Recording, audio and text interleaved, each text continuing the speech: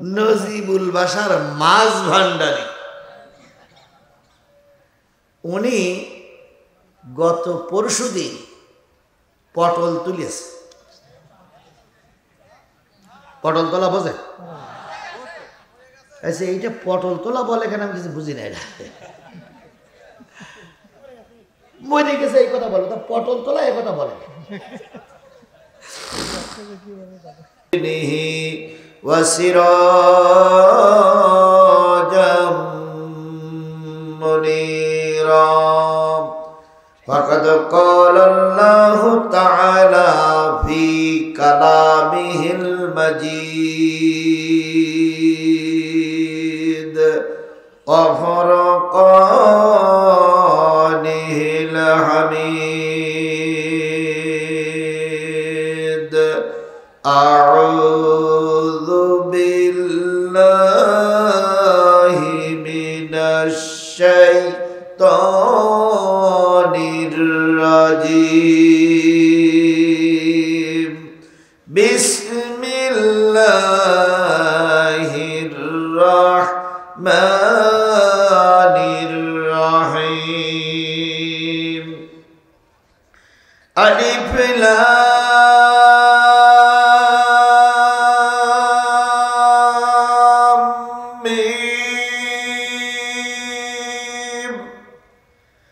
যালিকাল কিতাবু লা রাইবা ফীহি হুদাল লিল মুত্তাকিন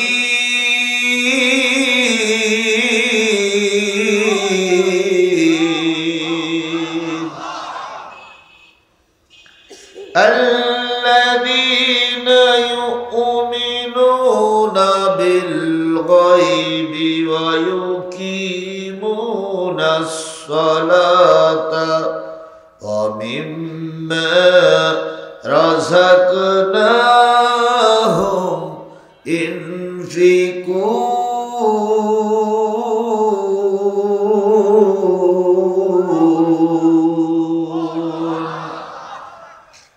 والذين يؤمنون بما أنزل إليك وما أنزل من قبلك وبالآخرة هم يوقنون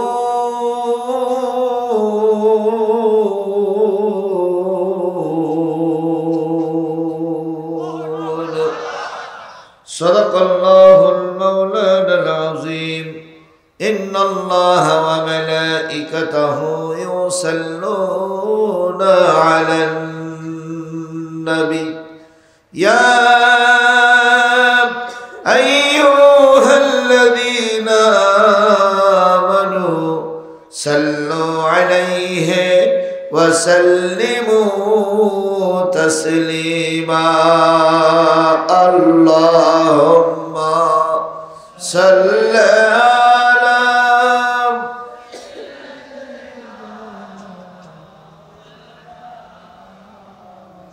على آل سيدنا حبيبنا محمد الشهيد جرشري بلنا اللهم صل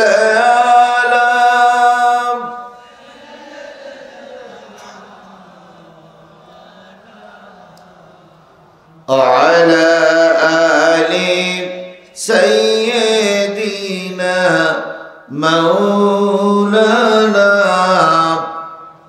لا إله إلا الله جوري لا إله আরো জোরে লা ইলাহা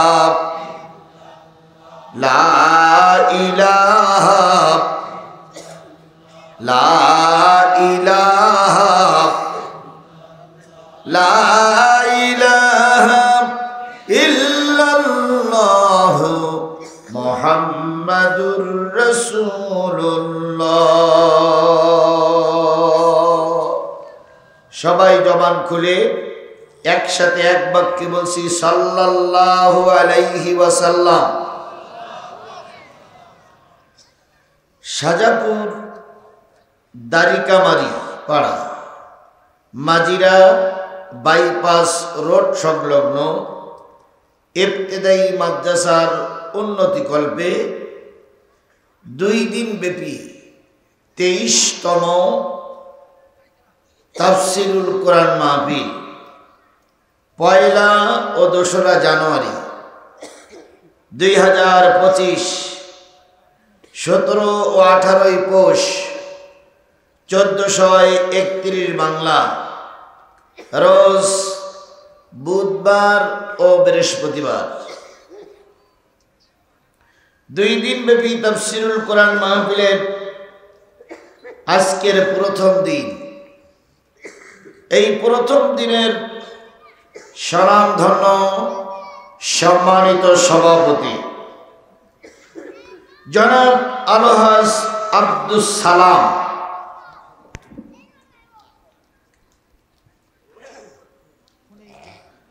সাবেক চেয়ারম্যান মাজিরা ইউনিয়ন পরিষদ ও খতিব মাজিরিয়া কেন্দ্রীয় জামে মসজিদ শাহজাহানপুর বগুড়া।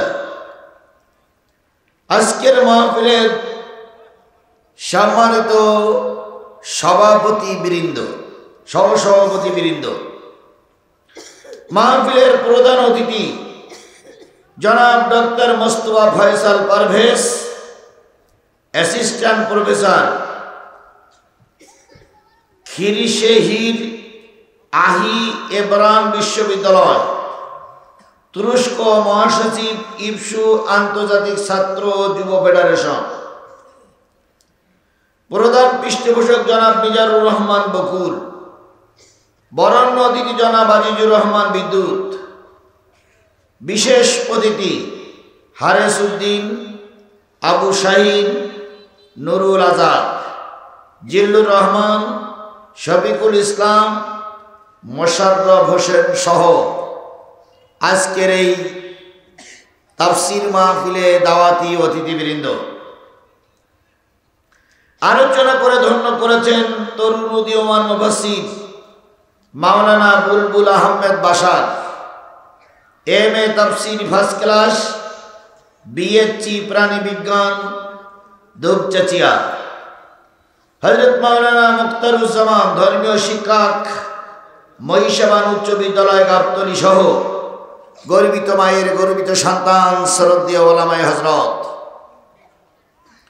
শাহজাহানপুর এবং পার্শ্ববর্তী এলাকা থেকে আগত দিনদার, পরেজগার, মুত্তাকি মুসলমান ভাই ও বন্ধুগণ, পর্দায় অবস্থানরতা শ্রদ্ধাশীলা মা ও বোনেরা, সকলকে নিয়ে আবারও সালাম বিনিময় করছি। সবাই মিলে সালামের জবাবটা জোরে সোরে দিবেন। আসসালামু আলাইকুম ওয়া রাহমাতুল্লাহি ওয়া বারাকাতুহু। শুকরিয়া আদায় করছি সেই মালিকের, যে মালিক কোরআন বলার, কোরআন শোনার, কোরআন বোঝার, কোরআন নিয়ে আলোচনার মতন একটা পরিবেশ তৈরি করে দিয়েছেন। এই পরিবেশটা গত বছর এই সময়ে ছিল না। কথা বলেন, কথা বলেন। আমার যতটুকু মনে পড়ে, এই এলাকার অনেক মাহফিলে ওঠার আগেই চলে যেতে হয়েছে। কিছুক্ষণ কথা বলার আগে বন্ধ করে, কিছুক্ষণ কথা বলার পরে বন্ধ করা লেগেছে। ওয়াজ চলতেছে, হঠাৎ করে বলল হুজুর এখনই বন্ধ করে দেন, নতুবা পুলিশ এসে আপনাকেও ধরে নিয়ে যাবে, আমাদেরও ধরে নিয়ে যাবে। কথা বলেন ঠিক না বেঠিক? যে শাহজাহানপুরের পুলিশেরা আমাদের খুঁজতো, এখন সে শাহজাহানপুর আছে না নাই? সে পুলিশ আছে না নাই? কিন্তু ওই যে কলকাঠি নাড়া দিত যারা, তারাই নাই। যার কারণে এখন আর মাহফিলগুলো বন্ধ হচ্ছে না। তাহলে যে মালিক আপনাকে আমাকে এইটুক সুযোগ দিলেন, সেই মালিকের দরবারে শুকর আদায় করতে হবে। আসতে না জোরে? আরেকটু জোরে বলেন, আসতে না জোরে? সবাই মিলে সে মালিকের দরবারে শুকর গুজার হচ্ছি। সকলে মিলে বলছি আলহামদুলিল্লাহ। বন্ধুগণ বলুন তো, আল্লাহর শুকরিয়া আদায় করলে আল্লাহ খুশি হয় না বেজার হয়? শুধু খুশি হয় না, জীবনের সব গুনাহগুলো আল্লাহ মাফ করে দেন। সুবহানাল্লাহি ওয়া বিহামদিহি। মুসা আলাইহিস সালামের নাম আমরা সবাই জানি, কথা বলেন। এই কোরআন শরীফের সবচেয়ে কোন নবীর আলোচনা বেশি? মুসা আলাইহিস সালামের আলোচনা বেশি। যদিও আমার নবীর পরে কোরআন নাজিল হয়েছে, কিন্তু সবচেয়ে বেশি আলোচনা কোরআন শরীফে কার? মুসা। মুসা আলাইহিস সালাম বড় আবেগী মানুষ ছিলেন। যখন তখন প্রশ্ন করতেন, আল্লাহরে বলতেন, আল্লাহ তোমার হাত আছে? আল্লাহ বলতেন কেন? আমি একটু দেখতে চাই। এরপরে বলতেন, আল্লাহ তুমি কি সত্যি ঘুমাও না? তুমি কি সত্যি সারাদিন জেগে থাকো? তা আমার তো ঘুম আসে, তোমার ঘুম আসে না, তুমি কেমন লোক? আল্লাহ বলতেন, কেন তোমার কি জানতে ইচ্ছা করে? না আল্লাহ, তোমার সাথে একটু গল্প করার দরকার। তা কি গল্প করবো? তো এই গল্পই করি। এরকম আবেগী মানুষ ছিলেন হযরত মুসা আলাইহিস সালাম। তো মুসা আলাইহিস সালাম একদিন বলতেছে, আল্লাহ তুমি জাহান্নাম তৈরি করে রেখেছো, কাদের দেবা? কয় যারা জাহান্নামের উপযুক্ত তাদের দেব। জান্নাত করে রেখেছো তাতে কাদের দেবা? কয় জান্নাতের যারা উপযুক্ত তাদেরকে দেব। তা আল্লাহ আমার একটা জাহান্নামী মানুষ আর একটা জান্নাতি মানুষ দেখাও দিন, দেখি যে কারা জাহান্নামে যাবে। আমি দুনিয়ায় দেখবো, তোমারও বিশ্বাসীরা যা হয় পরে হবে, এখন দুনিয়ায় দেখবো একটা জাহান্নামী মানুষ আর একটা জান্নাতি মানুষ দেখাও। আল্লাহ বললেন, মুসা তোমার বাড়ির থেকে বেশ কিছুটা দূরে যেয়ে দেখবা 4 রাস্তার একটা জয়েন্ট মুখ আছে। 4 দিক থেকে রাস্তা এসে এক জায়গায় জয়েন্ট হয়ে গেছে। ওই জায়গায় যেয়ে দাঁড়াও, আমি তোমাকে একটা সকালবেলা জাহান্নামী মানুষ দেখাবো। নাউজুবিল্লাহ বলবেন, কাউজুবিল্লাহ বলবেন, ওরা পরে। অন্তত শোনেন, আল্লাহ কি মানুষ দেখাবে? জাহান্নামী মানুষ দেখাবে। মুসা আলাইহিস সালাম ঘরের থেকে সেজে গুজে বাহির হইছে, কি মানুষ দেখবে? হঠাৎ করে দেখলেন পূর্ব দিগন্ত থেকে একটা মানুষ হেঁটে আসতেছে, কাঁধে একটা ছেলে আছে। আল্লাহ বললেন, মুসা যেই লোকটা তোমার সামনে দিয়ে চলে যাচ্ছে ওই লোকটা যাবে জাহান্নামে। হযরত মুসা আলাইহিস সালাম গিড়মিড় করতেছে আর বলতেছে, এই বিয়াদব, এমন কি কাজ করেছিস যে আল্লাহ তোর পর অসন্তুষ্টি জাহান্নামে দিচ্ছে? তো তোর মুখ দেখাটাই আমার ভুল হয়ে গেছে।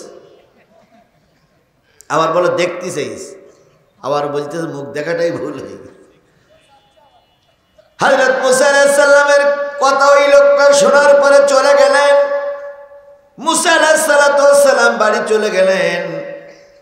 কিছুক্ষণ পর কাঁধে যে ছেলেটা ছিল সে ছেলেটা বলতেছে, আব্বু আমরা কোথায় যাচ্ছি? কয় আমরা সফরে যাচ্ছি, আমরা বেড়াইতে যাচ্ছি একটা আত্মীয়র বাড়ি। ও আমার বাবা, মাঠে যে জিনিসটা ওই বড় একটা জিনিস দাঁড়াই আছে ওটা কি? কয় ওটা হলো উট। কি উট? আব্বা উট এত বড় হয়? কয় হ্যাঁ। কয় আব্বা এর চাইতে বড় আর কিছু আছে? উটির চাইতে আর কিছু বড় আছে? আব্বা বলতেছে উটির চাইতে বড় ওই পাহাড়। তাই তো আব্বা, এসি বড়? এসি বড় হলো নদী। আব্বা এসি বড়?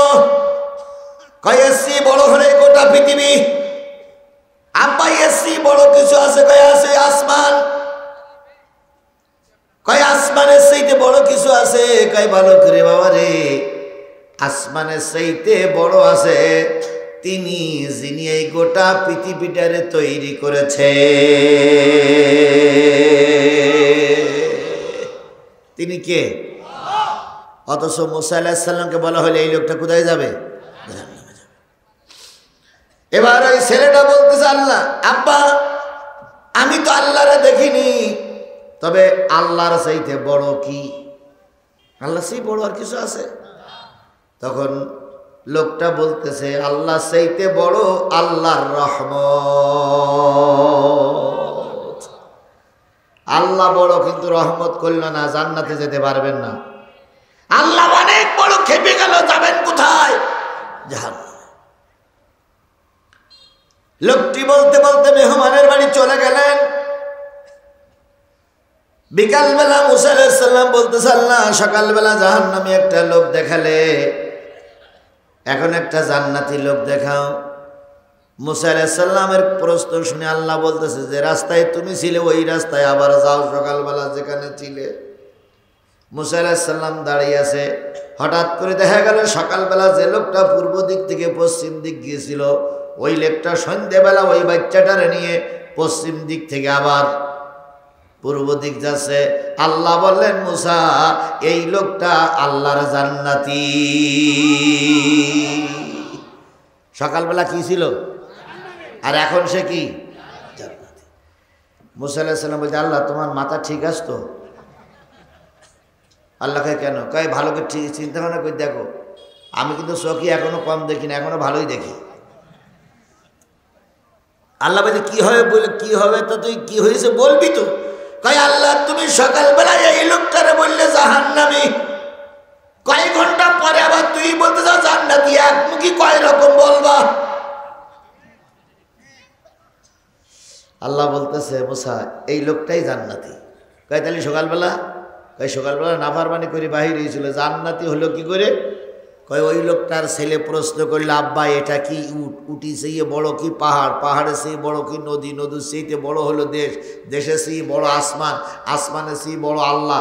যেই বান্দা মনে মনে বিশ্বাস করেছে যে আল্লাহর চাইতে বড় হলে আল্লাহর রহমত, যার দিলে এতটুক বদ্ধমূল আছে, আমি আল্লাহ এত নিষ্ঠুর হয়ে তারে কি করে জাহান্নামে দেই, এই জন্য তার কথা অনুযায়ী আমি তাকে মাফ করে জান্নাতি ঘোষণা দিয়ে দিচ্ছি। আরেকটু জোরে বলেন সুবহানাল্লাহ। তাহলে আল্লাহ মাফ করে দিতে পারে এই আশা নিয়ে যদি আমরা আলহামদুলিল্লাহ বলি, আইছিলাম জাহান্নামী হয়ে, আল্লাহ জান্নাতি করে আপনার আমার বাড়ি নিয়ে যেতে পারে। এই জন্য কারোর জবান বন্ধ থাকবে না, সবাই মিলে বলছি আলহামদুলিল্লাহ। আরেকটু জোরে বলুন তো আলহামদুলিল্লাহ। আচ্ছা, আল্লাহ আসতে বললে শুনতে পায়? কথাবার্তা বুঝে শুনে বললেন ভাই, আল্লাহ আসতে বললে শুনতে পায়? জোরে বললু শুনতে পায়? ইন্নাল্লাহ আলিমুম বিজাতিস, তোমার অন্তরের ভিতরে যেটা আছে সেটার খবরে কে রাখে? আল্লাহ রাখে। গর্তের ভিতরে একটা পিপিলিকা আর একটা পিপিলিকার মুখ দিয়ে কি বলা বলি করে সে সংবাদ কে রাখে?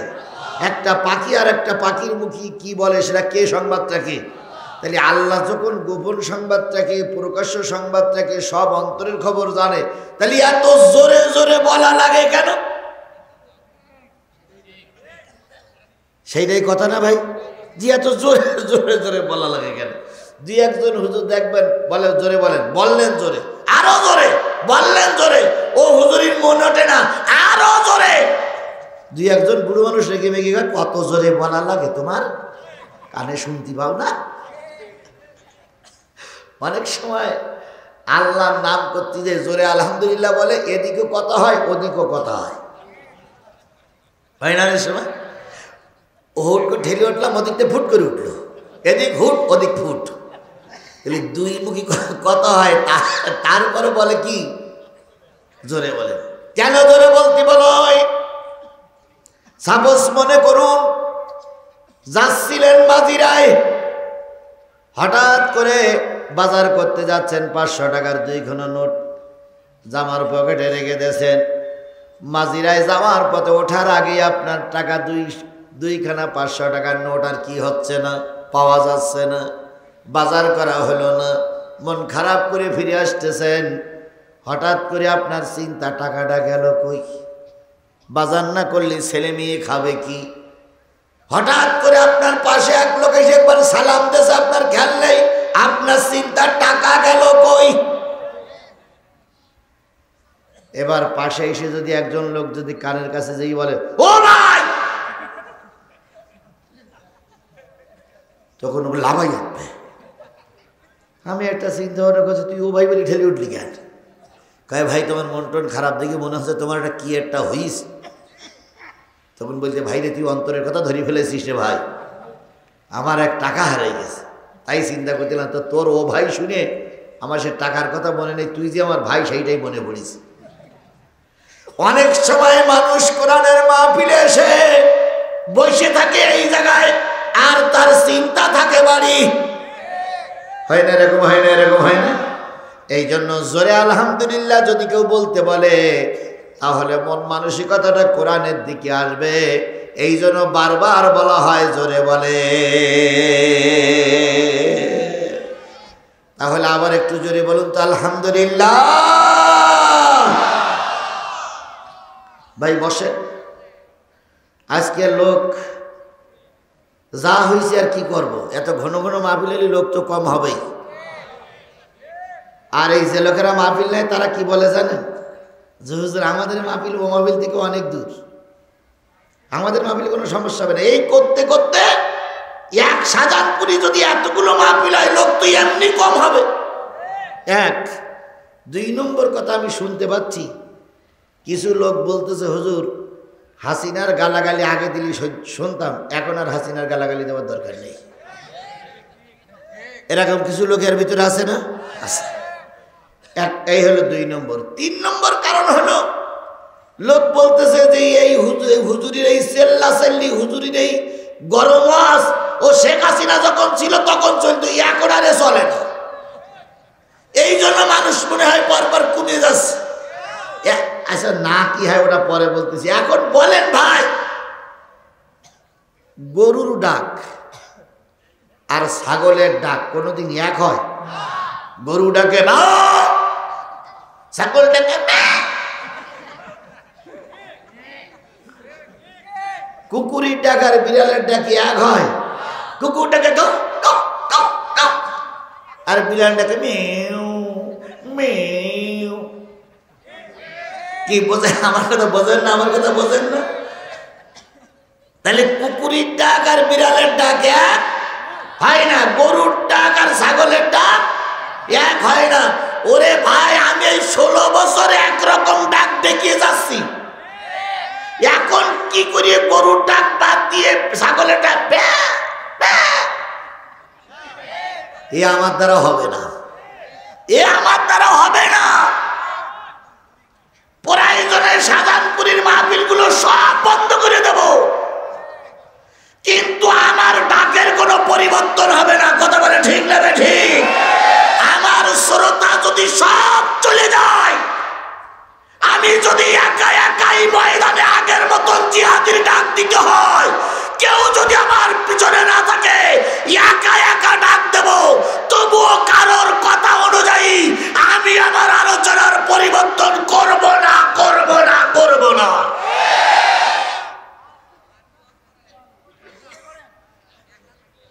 কথা কি বুঝে এসছে আমার? আমার কথা কি আপনারা বুঝলেন?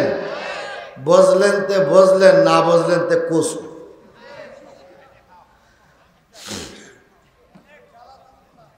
যখন আওয়ামী লীগের বিরুদ্ধে কথা বলতাম তখন বিএনপি আর জামাত আমার ঘরে এনে বলতে আপনি ভাগের বাচ্চা। তখন 500 টাকার জায়গায় 200 টাকা ধরিয়ে দিয়ে বলতে হুজুর যে রিস্ক নিয়ে যে কজ করেছেন টাকা দেওয়ার কথা ছিল 500, দিলাম আরো 200 ধরিয়ে।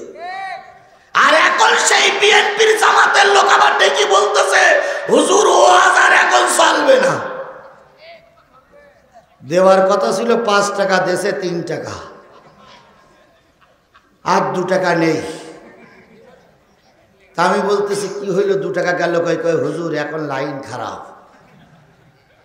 কি কথাটা কি বাড়াই বলতেছি না ঠিক বলতেছি? বলেন বলেন বলেন। তাহলে এক সময় জিহাদি রস চলেছে, যারাই চালাইয়েছে, যারা বাগানে থাকতো ময়দানে বাহির হতে পারতো না, যারা ঘর বাড়ি ছেড়ে পালিয়েছিল, সেই সময় জিহাদি জীবনের ঝুঁকি নিয়ে ময়দানে কাজ করেছে। আর যাদের জন্য কাজ করলাম তারাই যদি এখন উল্টো গান গায়, তাহলে মাহফিল বন্ধ করে ভ্যান চালাই খাওয়াই ভালো। অটো ভ্যান কেনা দরকার নেই। তোমাদের পরামর্শের জন্য ধন্যবাদ।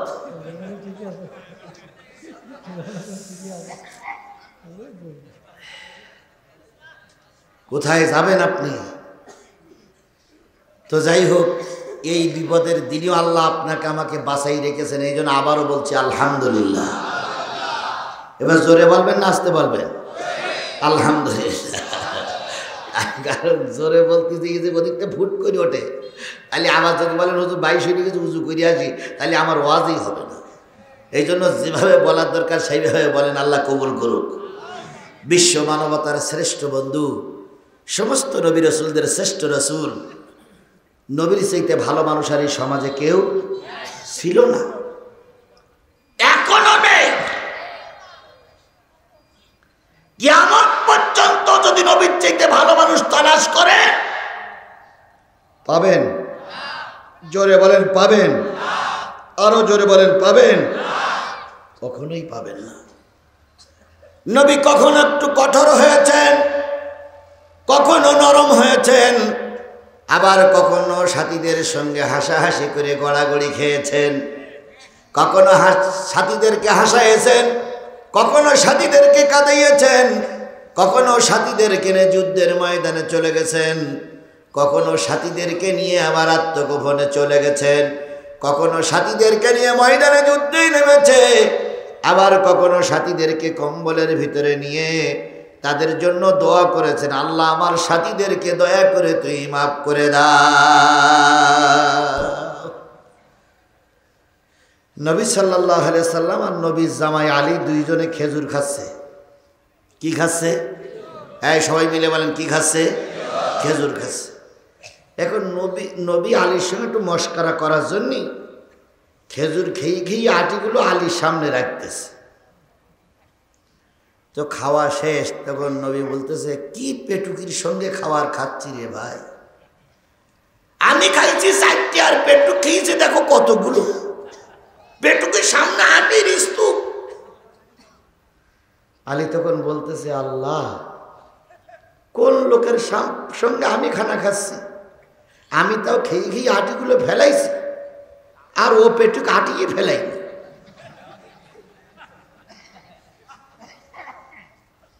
নবীরই বলতেছে যে নবী নামক এই পেটুক কি ফেলাইনি, বিসি ফেলাইনি। এর নাম রসিকতা। সাথীদেরকে নিয়ে শুধু কঠোর হলি হবে না, মাঝে মাঝে রসিকতাও করা লাগবে। কথা বলেন ঠিক না ঠিক? একবার যদি কঠোর হয়ে যান, পাশের থেকে লোকগুলো সব কোথায় চলে যাবে, দূরে চলে যাবে, আপনার অস্তিত্ব থাকবে না। আবার খুব যদি নরম হও, সাথীরা এমন কায়দায় ধরে বসবে, তোমার মান সম্মান কিছুই থাকবে না। এই জন্য নবী ছিলেন সকলের জন্য আদর্শ। কথা বলেন ঠিক না ঠিক? বলুন তো, নবীর আদর্শের ভিতরে সবকিছু লুকায়িত আছে না নাই? আরো জোরে বলেন, লুকায়িত আছে না নাই? একজন বুড়ো মানুষ এসে বলতেছে, ইয়া রাসূলুল্লাহ, দোয়া করেন আল্লাহ যেন আমার জান্নাত দেয়। কইছে, আমি দোয়া করলো আল্লাহ তোমার জান্নাত দেবে না? আর তোমার মতন বুড়ো জান্নাতে যাবে না, তুমি চলে যেতে পারো, জান্নাত তোমার কপালে নেই। তো লোকটা খুব মন খারাপ। রসুলের কাছে বললাম, রসুল একটু বুঝে শুনে বলবে, তা না বলে বলতেছে বুড়োর জন্য জান্নাত নেই। তো লোকটা যখন চলে যাচ্ছে, নবী বললেন, মুরব্বী দাঁড়াও, কষ্ট পেয়েছো না? বলছে, তাই তো, আপনি আমার বললেন জান্নাত পাওয়া যাবে না, তাই বসে কি লাভ কি? নবীজি বললেন, তুমি জান্নাতে যাবে না, তোমাকে আল্লাহ যুবক বানাই জান্নাতে দেবে। আর একটু জোরে বলবেন না সুবহানাল্লাহ? তোমাকে আল্লাহ কি বানাই জান্নাত দেবে? তোমার মতন বুড়ো জান্নাতে যাবে না, তবে তোমাকে আল্লাহ যুবক বানাই জান্নাত দেবে। নবীজির জোড়াই ধরে দুই গালে দুটো চুমা দিয়ে বলতেছি, ইয়া রাসূলুল্লাহ, এই কথাটা বললি তো আমার মন খারাপ হইতো না? আপনি বললেন আমার মতন বুড়ো জান্নাতে যাবে না, তাহলে তো আমার জীবনটাই শেষ। নবী রসিকতা করতেন, মাঝে মাঝে নবী স্ত্রীদেরকে নিয়ে দৌড় দিতেন। একবার হযরত আয়েশা সিদ্দিকা রাদিয়াল্লাহু তাআলা আনহার সঙ্গে নবীজি একটু দৌড় প্রতিযোগিতায় লাগলেন। তখন নবীর বয়স বেশি ছিল, আয়েশার বয়স ছিল কম। দুইজন দৌড়াইতে দৌড়াইতে এক সময় আয়েশা ফার্স্ট হয়ে গেছে। স্বামী আর স্ত্রী ঘোড়া দৌড় প্রতিযোগিতা, স্বামী আর স্ত্রী দৌড় প্রতিযোগিতা। ঘোড়া শব্দটা যদি কারণ অন্তরে থেকে কেটে দিয়ে, নবীর সঙ্গে এই শব্দটা বলা মানায় না, খবরদার এই শব্দটা তোমরাও কেটে দিও। কর্তৃপক্ষকে কেটে দেওয়ার জন্য অনুরোধ করছি, বেবাস কথাটা বেরিয়ে গেছে।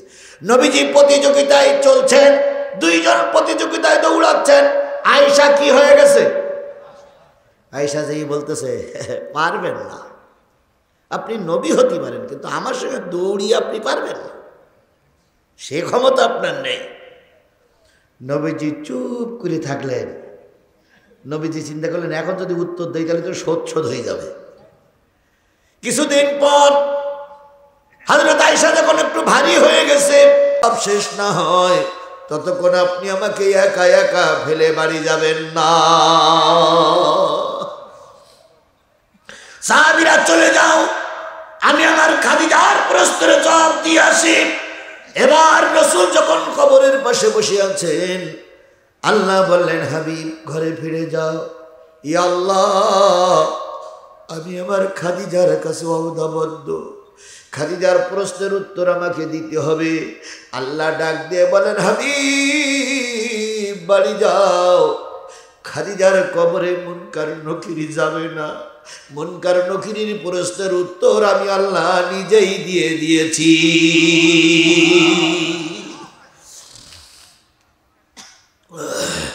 ও আমার জাতি, সেই খাদিজা ছিলেন সবচেয়ে দুঃখের সময় রাসূলের পাশে। কথা বলেন, কথা বলেন, কথা বলেন। বিপদের সময় যারা পাশে থাকে তারাই হলো আপন বন্ধু। আমি যে জায়গায় মাহফিল করতে এসেছি এই সময় এই এলাকার লোকগুলো ছিল বিপদের সময় আমার বন্ধু। কথা বলেন, কথা বলেন, কথা বলেন। এরাই আমার বিপদের সময় বন্ধু ছিল, নতুবা সেদিন আমার অনেক বিপদ হয়ে যেত। সেদিন এরাই আমার পাশে থেকে অনেক বিপদ উদ্ধার করার জন্য চেষ্টা করেছে। কথা বলেন ঠিক না নাকি? টাকা কম হোক আর বেশি হোক, লোক কম হোক আর বেশি হোক, ওরা জানার বিষয় নয়, জানার বিষয় বিপদের সময় কে তোমার পাশে ছিল। সুতরাং এই এলাকার মানুষগুলো যদি বিপদের সময় আমার পাশে না দাঁড়াতেন, হয়তো আমার অনেক বিপদ হয়ে যেত। তাহলে এখন যদি সুখের দিনে আমি ওই বিপদী লোকদেরকে ভুলে যাই, আল্লাহর কাছে জবাবদিহিতা করা লাগবে কি লাগবে না? এই জন্য বন্ধু হয় সেই লোক যে লোক বিপদের সময় কাছে থাকে। বলুন তো, মক্কা বিজয়ের পরের সাহাবী আর বদরের যুদ্ধের সাহাবীর মর্যাদা কি এক? জোরে বলেন এক। ওই 313 জন বদরের সাহাবীর মর্যাদা আর মক্কা বিজয়ের পরে লক্ষ লক্ষ সাহাবীর মর্যাদা এক নয়। বিগত 15.5 বছর যারা আমরা একসঙ্গে ছিলাম আর এখন যারা নতুন এসেছে, এদের সঙ্গে আগের লোকদের কোনো মিল তাল হবে না। আমার নবী সাল্লাল্লাহু আলাইহি সাল্লাম খাদিজার কবর দিয়ে বড় ভেঙে পড়লেন। কয়েকদিন পরে শোনা গেল আবু তালেব নাই, আবু তালেবে মারা গেছে। আবু তালেব আলীর এক পাশে রাখতেন, নবীর আর এক পাশে রাখতেন, আলীর এক পাশে রাখতেন, নবীর আর এক পাশে রাখতেন। দুইজনকে সবাই ঘুম পড়াই দিয়ে সারা রাত আবু তালেব তরবারি নিয়ে বাড়ির সামনে দাঁড়ায় থাকতেন, না জানি কেউ নবীকে খুন করে ফেলে কিনা। সেই নবীর সবচেয়ে বড় আপনজন আবু তালেব, তিনিও বিদায় হয়ে গেলেন। নবীজির ডান হাত চলে গেল, নবীজির বাম হাত চলে গেল, তার মানে বড় বড় দুইজন সাথী চলে গেলেন। নবী যখন একটু ভেঙে পড়লেন, আল্লাহ বললেন হাবিব তোমার মুখ মলিন আমি সহ্য করতে পারি না, তোমার মুখটা অন্ধকার আমি সহ্য করতে পারি না, তোমার ব্যথায় তোমার চোখ দিয়ে পানি ঝরে এটা আমি দেখতে পারি না। হাবিব চলে এসো, আমি আল্লাহ তোমার সঙ্গে মেরাজ করতে চাই। কি করতে চাই? আরো জোরে বলেন, কি করতে চাই? মেরাজ করতে চাই। নির্দিষ্ট দিনে আল্লাহ নবী মেরাজে গেলেন। কার সঙ্গে দেখা করার জন্য?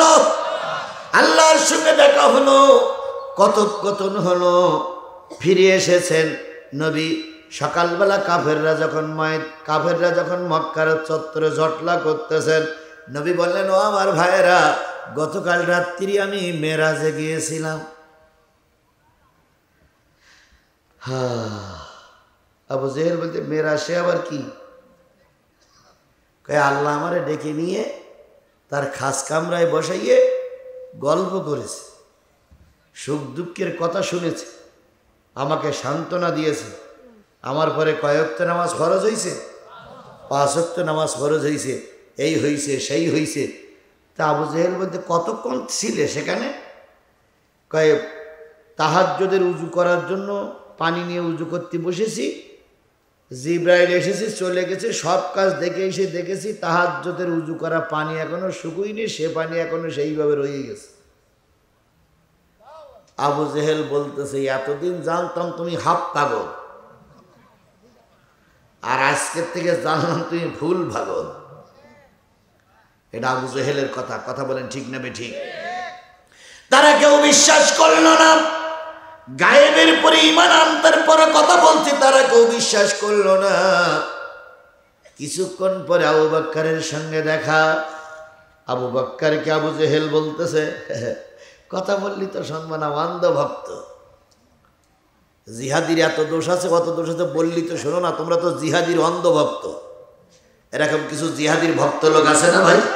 এখানেও আছে, এ উপরে আছে নিচেও আছে, আমি স্বীকার করি, অস্বীকার করি না। তোমরা তো জিহাদির অন্ধ ভক্ত, তোমরা তো ভালো মন্দ কিছু বোঝো না। তুমি তো নবীর অন্ধ ভক্ত, তুমি তো ভালো মন্দ কিছু বোঝো না।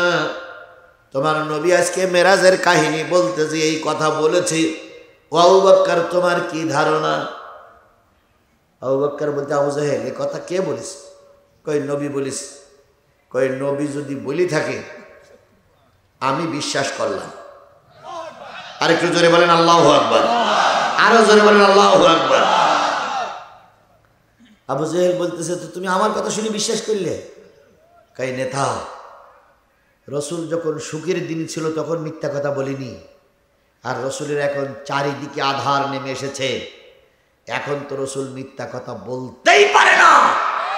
সুতরাং রসুলের মুখের কথা তুমি যদি শুনে থাকো, রসুল যদি নিজে কানে নিজে মুখ দিয়ে বলে থাকে, আমি এই কথা বিশ্বাস করলাম, মেরাজ হক।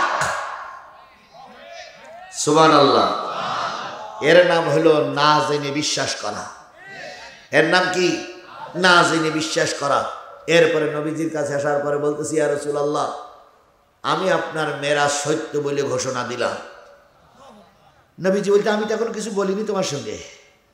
কাছে ইয়া রাসূলুল্লাহ বলা লাগবে না, পথে লোক বলা বলি করছে ওটাই শুনেছি, আর আমি তারপরে বিশ্বাস করেছি। হুজুর সাল্লাল্লাহু আলাইহি সাল্লাম বললেন, আবু বকর এতদিন ছিলে তুমি আবু বকর, আজকের থেকে তুমি হলে সিদ্দিক। আবু বকরের নামের শেষে টাইটেল আসলো আবু বকর কি? সিদ্দিক। আলিমুল গায়বি ওয়াশ শাহাদাতি হুয়ার রহমানুর রহিম।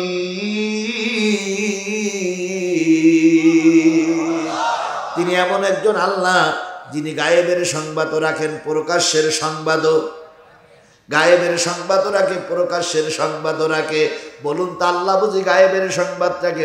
আল্লাহ বুঝি প্রকাশ্যের সংবাদ রাখে? গায়েবের সংবাদ বুঝি আল্লাহ রাখে না? রাখে, রাখে, বিশ্বাস করুন রাখে। আচ্ছা, আপনাদের দৃষ্টিতে আল্লামা সাঈদী ভালো লোক না খারাপ লোক? বুঝে শুনে বললেন, ভালো লোক না খারাপ লোক?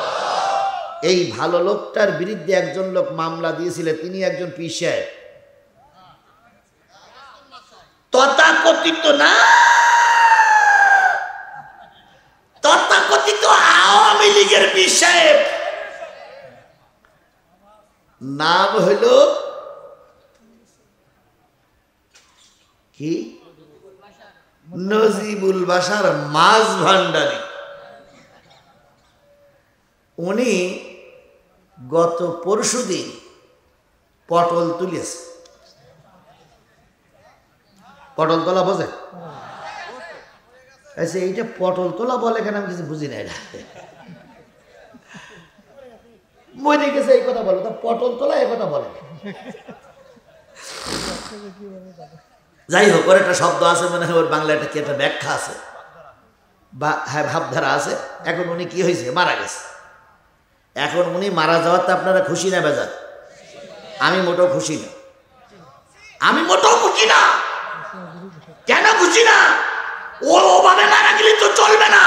আল্লামা সাঈদী 13 বছর জেলখানায় ছিল, আরো হঠাৎ করে মরে যাবে, এটা আমরা মেনে নিতে পারি না। আল্লাহ যে মারিছে এটা তো ঠিকই আছে রে ভাই, আল্লাহ তো ওরে মারিছে, এটা তো ঠিকই আছে, কিন্তু মন যে মানে না। আচ্ছা বলুন তো, আল্লামা সাইদি মারা গেছে, এখন আপনি যদি বলেন যে আল্লামা সাইদির আল্লাহ তুলে নিয়েছে, এ কথা কি মেনে নেওয়া যাবে? জোরে বলেন, মেনে নেওয়া যাবে? আল্লামা সাইদি মারা গেছে ঠিকই, কিন্তু এদের পরিকল্পনার কারণে ইনজেকশন দিয়েই মারা হয়েছে।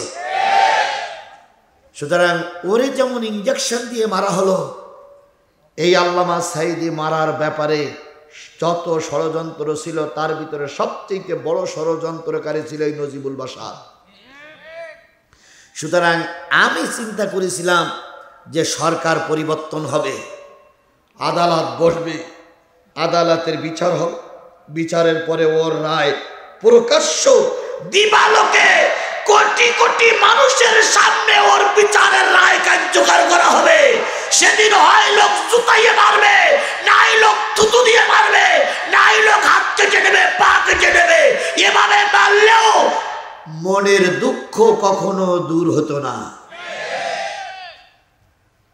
কালকে ইবলিস শয়তান মারা গেছে সংবাদ শোনার পরে আমার পাশে একজন বলতেছে ইন্না লিল্লাহ। চুপ কর, ওর জন্য ইন্না লিল্লাহ বললিও হবো না। ইন্না লিল্লাহ মানে কি বলেন তো? ইন্না লিল্লাহে, নিশ্চয়ই আমরা কার জন্য? আল্লাহর জন্য। ওয়া ইন্না ইলাইহি, নিশ্চয়ই আমরা সবাই কার কাছে ফিরে যাব? আল্লাহর কাছে ফিরে যাব। তাহলে ওর জন্য এই দোয়া করা যাবে? ওর জন্য এই দোয়া করা যাবে? তবে একটা জিনিস বলা যাবে, ইন্না লিল্লাহে dot dot dot dot dot dot dot dot dot dot রাজিউন। আমি আল্লাহর জন্য, আর ওরা কোথায় যাবে সেটা বলতে পারি না। আল্লাহ তুমি নিয়ে গেছো, আর আমিও তোমার কাছে ফিরে আসবো। মাঝখানের গুলো ফাক্কা ফাক্কা, সপ্পান সপ্পা, মাঝখানে কিছু বলার দরকার নেই। কারণ যদি বলি ফিনারে জাহান্নামা, তাহলে এটাও খারাপ। আবার বলি ইন্না লিল্লাহি ওয়া ইন্না ইলাইহি রাজিউন, এটাও খারাপ। এই জন্য আমরা ওর কিছু করার দরকার নেই। ইন্না লিল্লাহি dot dot dot dot dot dot রাজিউন, সপ্পান সপ্পা, ক্লিয়ার টু ক্লিয়ার, যা পারে আল্লাহ করুক। তবে একটা জিনিস মনে রাখো, আমি এখনো সংবাদ পাইনি কোন ভালো আলেম তার জানাজা পড়েছে কিনা। তার মৃত্যুতে কোন ইসলামী দল শোক জ্ঞাপন করি নাই, তার মৃত্যুতে সরকারও শোক জ্ঞাপন করি নাই, তার মৃত্যুতে কোনো সরকারি দলের শোক জ্ঞাপন করা হয়নি। তিনি একজন এমপি ছিলেন, তার দলের পক্ষ থেকে কোনো শোক জ্ঞাপন করা হয়নি। কারণ আবু জেহেল মারা গেলে কেউ শোক জ্ঞাপন করে না।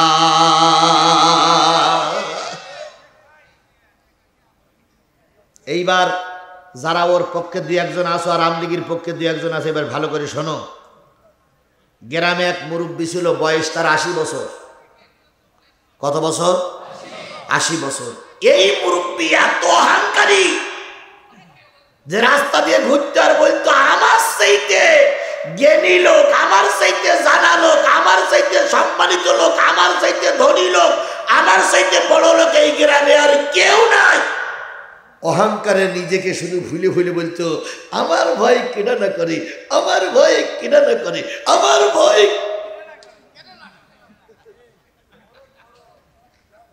এখন এই নজিবুল বাশারের অবস্থাও ছিল তাই। উনি নিজেকে অনেক বড় বলে মনে করতো। কথা বলেন ঠিক না বেঠিক? এখন উনি হঠাৎ করে সকালবেলা একদিন রাস্তা দিয়ে হেঁটে বেড়াচ্ছে, ডায়াবেটিস, দেখে বড় এক গ্রামের পুরানো এক তেঁতুল গাছ, তেঁতুল গাছের নিচে বসে একটা ছেলে কাঁদতেছে। তো সে ছেলেটার বয়সও এই লোকেরই মতো, মানে এর বয়স 80, যেটা কাঁদতেছে তার বয়সে কত? 80। তো এই লোক যেই বলতেছে, ও ভাই, আমি তো মনে করতাম আমার সেই বয়স্ক লোক আর নেই, তা মনে হচ্ছে আমার বয়স আর তোমার বয়স একরকম, তা তুমি কাঁদতেছো কেন গাছতলায় বসে? তখন ওই বুড়ো বলতেছে, আমার আব্বা আমারে মেরিস, ওর আব্বা ওরে মারস। তখন এ চিন্তা করতে, আল্লাহ, আমি জানতাম যে আমার সেই আর কেউ নেই, এখন দেখতেছি আমার মতন বয়স্ক একজনের পাওয়া গেছে, আবার এর নাকি আব্বা আছে। তাহলে আমি এতদিন কি চিন্তা করিস? তো বলতেছে, তা তোমার আব্বা তোমার মারল কেন?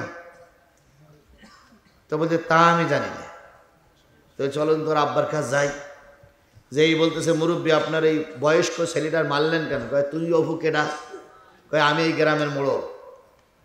তা মারলেন কেন? যদি মারবো না, সকালবেলা ওঠার পরে ও দাদা ভাত খেয়েছে, খাওয়ার পরে বললাম তো দাদার একটু পান বেটে দে, তো পান না বেটে ওই বিল্ডিং মেরে বেড়াচ্ছে, তোর মারবো না তো কি করবো, শুভ খাবো।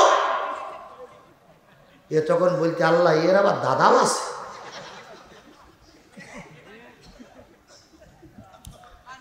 শেখ হাসিনার বক্তব্য ছিল আমাদের ছাড়া আর কাউ নেই, কেউ নেই। এই নজিবুল বাশাররা অহংকার করে বলতো আমাদের উপরে কেউ নেই, কিন্তু একটা জিনিস মনে রেখো, শেখ হাসিনা রহমাতুল্লাহ আলাইহি একটা জিনিস মনে করে রেখো, বাবারও বাবা আছে, তারও বাবা আছে। কথা বলে ঠিক না বেঠিক? খালেদা জিয়ারে আর ডক্টর মোহাম্মদ ইউনূস সাহেবরে শেখ হাসিনা বলেছিলেন যে ওই কি বলে পদ্মা নদীতে যাইয়ে কি করতে হবে, টুস করে ফেলাইতে হবে আর তুলে আনতে হবে। জনাব হজরত শেখ হাসিনা রহমাতুল্লাহ আলাইহি আপনি কোথায় আছেন একটু তাকাই দেখেন। এখন সেই শেখ হাসিনার বক্তব্য কনে গেছে, এখন সেই ইউনূস সাহেব আর সেই খালেদা জিয়া দুইজনে পাশাপাশি চেয়ারে বসে যুক্তি করে দেশ কিভাবে চলবে। কথা বলেন, কথা বলেন, কথা বলেন। অথচ কি করি ফেলার চাইলো, টুস করি ফেলার চাইলো। এখন ওই টুস করার জায়গায় জনগণ তোমারে খুঁজতেছে, তোমারে টুস করি ফেলানো হবে। এখানে যত লোক উপস্থিত আছেন শেখ হাসিনার বিচার হোক, এটা আপনারা চান কি চান না? কারা কারা শেখ হাসিনার বিচার চান একটু হাত তুলে দেখান তো। শেখ হাসিনার বিচার আমরা শুধু বিচার চাই না, বিচারের মাধ্যমে তাকে শাস্তি কার্যকর করতে চাই। কথা বলেন ঠিক না বেঠিক? যে যাই তার পক্ষে দালালি করুক না কেন, যদি সমন্বয়করা এক থাকে আর বাংলাদেশের ছাত্র সমাজ যদি একজোট হয়ে থাকতে পারে, খোদার কসম শেখ হাসিনা এবং তার দালালদের বিচার বাংলার জমিনে হবেই হবেই হবে। কারোর দরকার নেই আমি একলা একলা বিচার করব। যদি বলেন হুজুর আপনার এত রাগ কেন? ওরে ভাই আমার 20টা মামলা দিয়েছে আমার নামে, 1 মামলা আমার নামে। 1 মামলা গুনতে গেলে কতক্ষণ লাগে তা হিসেব করে দেখেছেন আপনি? কারোর 1টা মামলা 2টো মামলা তাই কেউ কেউ কেউ কেউ করে, আর আমার 20টা মামলা নিয়ে আমি এখনো ঘুরে বেড়াচ্ছি। কথা বলেন ঠিক না বেঠিক? আয়না ঘরের কথা শুনেছেন? আয়না ঘর আমি নিজের চোখে দেখেছি। 5 দিন আমাকে আয়না ঘরে রাখা হয়েছিল। চোখ বান্দা, হাত বান্দা, পা বান্দা, পায়খানা পেশাব যে কাপড়ে করতে হয়েছে ওই কাপড়েই নামাজ পড়তে হয়েছে। পায়খানা করার পরে অনেক অনুরোধ করে বলতাম যে একটু পানি দেন, জায়গাটা পরিষ্কার করে ফেলি। ওই সেই ডিবি পুলিশেরা বলতো হুজুর এখানে পানির কোনো ব্যবস্থা নেই, যে কাপড়ে পায়খানা করেছেন ওই কাপড় দিয়ে মোছেন। 5টা দিন আমার এই চোখ খোলা হয়নি। আমি সেই সমস্ত অতীতের দিনগুলোর কথা যখন স্মরণ করি নিজের ব্যালেন্স ঠিক রাখতে পারি না। এই জন্য সরকার বাহাদুরকে বলি যে কায়দায় হোক এই শেখ হাসিনার বিচার করা লাগবে, কারণ এদের কারণে পিলখানার হত্যা হয়েছে। কথা বলেন ঠিক না বেঠিক? এদের এই কারণে এই সংস্কার আন্দোলনে 1600 মানুষের জীবন গেছে। এদের কারণে হেফাজতের লাইট নিভাইয়ে দিয়ে রাতে রদ্দ করে হাজার হাজার আলেমকে গুলি করে মেরেছিল এই ফেরাউনের বাচ্চারা, এই ফেরাউনের বাচ্চারা। এদেরকে ক্ষমা করে দিলে বিডিআরের আত্মা কষ্ট পাবে, এদেরকে ক্ষমা করে দিলে হেফাজতের আলেমরা কষ্ট পাবে, এদেরকে ক্ষমা করে দিলে বিশ্ব নন্দিত আলেমে দ্বীন আল্লামা সাঈদী কষ্ট পাবে। কথা বলেন, কথা বলেন, কথা বলেন। সুতরাং বিচার আমরা চাই, তবে ওরা যেরকম আমাদের ঘরের থেকে তুলে নিয়ে 3 রাস্তার মুখে গুলি করে মেরেছিল আমরা ওই রকম বিচার চাই না। আমরা আদালতের মাধ্যমে বিচার করে রায় এনে সেই রায় কার্যকর করতে চাই। কথা বলেন, কথা বলেন। তাহলে কারা কারা বিচার কার্যকর করার পক্ষে একটু হাত উঁচু করে মালিকের দেখায় দেন। জোরে একটা তাকবীর হবে, নারায়ে তাকবীর। আরো জোরে লিল্লাহে তাকবীর। আল কোরআনের আলো, তোমার নেতা আমার নেতা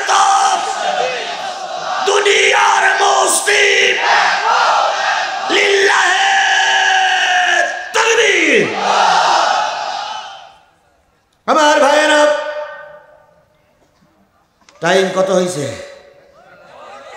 জি, আমি তো শোনেন, আমি তো চালানির পক্ষে ভাই। সবাই যখন না চালানির পক্ষে ছিল, আমি তখন চালানির পক্ষে ছিলাম। এই শাহজাহানপুরীর অনেক মানুষ মাহফিল করে করার সাহস পেতেন। আমি বলতাম শুধু তোদের দায়িত্ব আমার মঞ্চ পর্যন্ত তুলে দিবি, আমার মঞ্চ পর্যন্ত তুলে দিয়ে তোরা কি বলবি, তারপরে যা করতে আমি একা একাই করবো।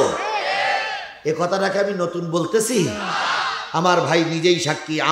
আমি বলতাম যে শুধু আমাকে তুলে দেন, দয়া করে মাহফিলটা নষ্ট করেন না, আমাকে তুলে দেন। ওনারা তখন কানতেন আর বলতেন হুজুর আপনারা যদি ধরে নিয়ে যায়, আপনারা যদি গুলি করে মারে। আমি তখন বলতাম যে আমার সামনে আল্লাহ আছে আর হাজারো জনতা আমার সামনে আছে, ওরা আমাকে নিয়ে যেতে পারবে না। সেই বিপদের দিনে আমরা কথা বলেছি না বলিনি? আজকেও কথা বলবো না তা নয়, কিন্তু এমনি শীত, লোক একটু কম, তারপরে আগামীকাল আবার বড় বড় অতিথিরা আসবে, তাদের জন্য একটু সুযোগ দিতে হবে না ভাই? এই জন্য আমার যদি আজকের যদি কিছু বাদ থাকে, শাহজাহানপুর মাদ্রাসায় আমার এখনো মাহফিল ধরা আছে, ফুলতলা মাদ্রাসায়। সেখানে যদি সব আজকে বলে দেই তাহলে সেখানে কি বলবো? এক লোক চেয়ারম্যানকে ভোটে দাঁড়াইছে আমাদের গ্রামে, ভাই হ্যাঁ মুরব্বি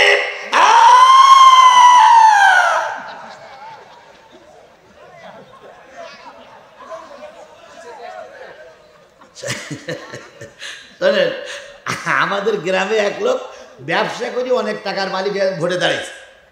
তা ভোটে দাঁড়িয়ে জনসভা করতেছে, জনসভা করতে যেয়ে বহুত লোক নেতা হয়ে এখন সব নেতারা ভোট চেয়েছে, নেতার গুণগান বলেছে, নেতা ভোটে ক্ষমতায় পাশ করলে এই হবে সেই হবে বলার পরে এইবার নেতার দেশ নেতা উঠে বলতেছে আমি যে কথাগুলো বলবো সে কথাগুলো সব আগের লোকেরা বলি গেছে, তা আমি আর কি বলবো, আসসালামু আলাইকুম বলিও লোক নেমে গেছে।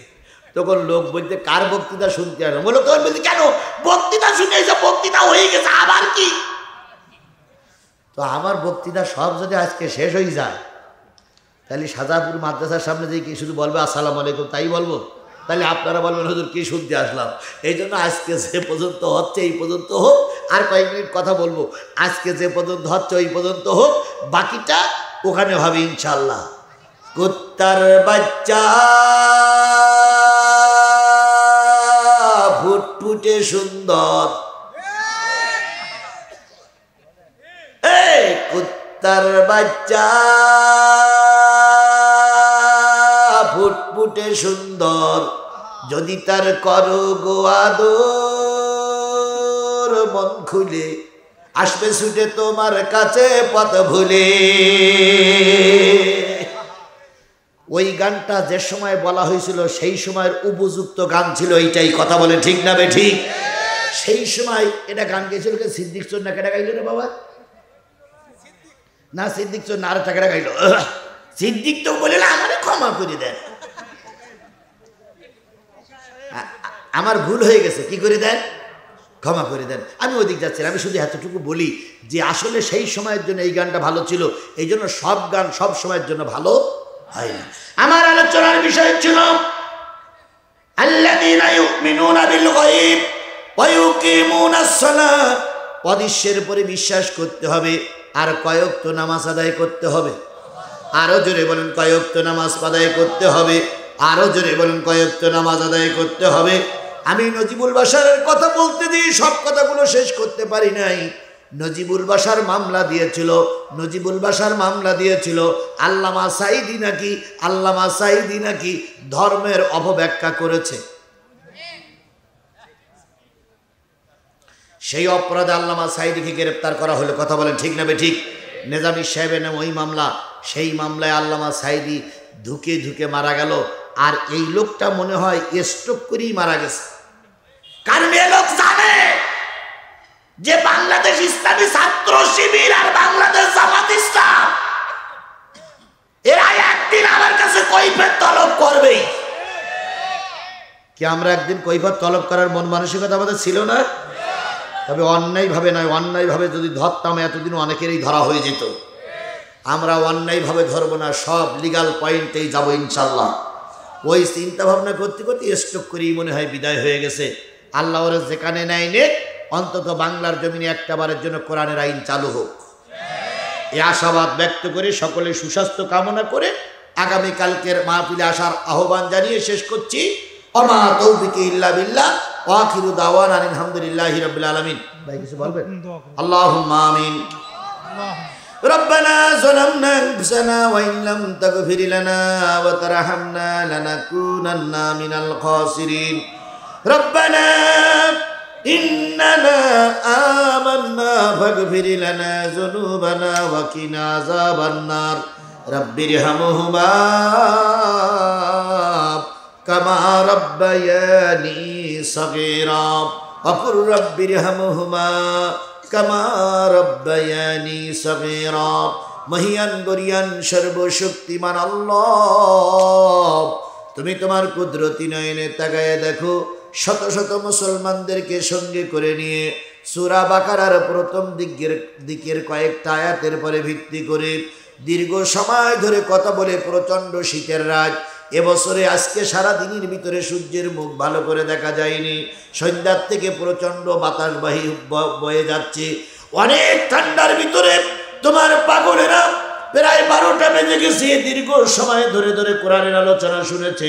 এই আলোচনা শেষ করে আমি হাত তুলেছি, আল্লাহ এই কোরআনের মাহফিল আমাদের সকলের জন্য নাজাতের ওসিলা বানায়া দাও।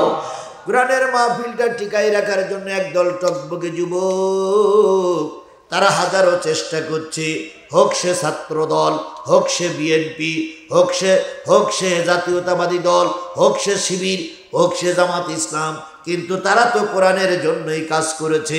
আয় আল্লাহ তাআলা ওই যুবকদের প্রচেষ্টাকে তুমি কবুল এবং মঞ্জুর করে নাও। যুবকদের হাতকে তুমি শক্তিশালী করে দাও। যুবকরা টাকা উঠিনি বলে মন খারাপ করেছে, আয় আল্লাহ তুমি যদি গায়েব থেকে রহমত করো, কোথার থেকে ম্যানেজ হয়ে যাও আমরা বলতে পারি না। আয় আল্লাহ দোয়া করে যাচ্ছি যেন যুবকরা ঋণগ্রস্ত না থাকে। যুবকরা যদি ঋণগ্রস্ত থাকে আগামী বছর এখানে আর মাহফিল করবে না।